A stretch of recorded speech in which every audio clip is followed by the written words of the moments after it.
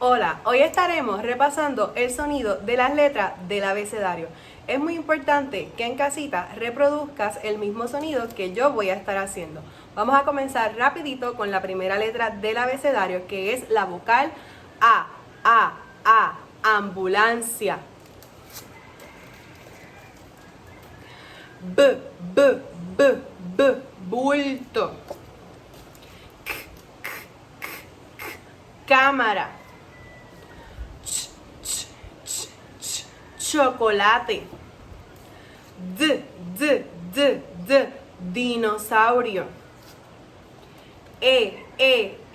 Elefante.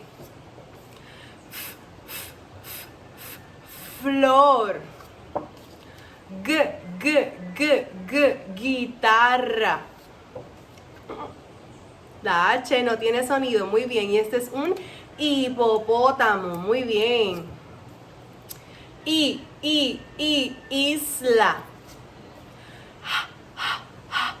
Como un perrito cansado. Y dice jalea. Koala. León.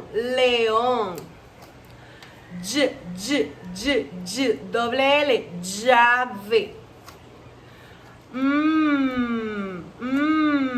Mono. Continuamos con la letrecita nido.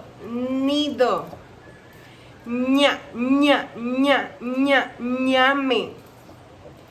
O. Y cuando hacemos la letrecita O, nuestra boquita también se convierte en la letra O. Vamos a practicar. Operación. El juego Operation.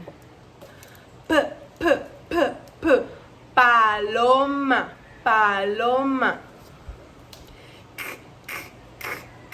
Queso. Ratón.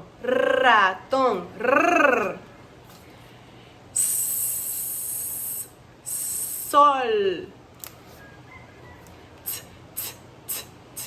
Tortuga.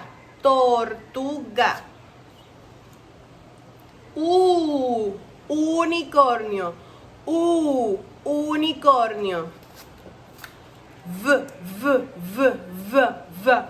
Víctor.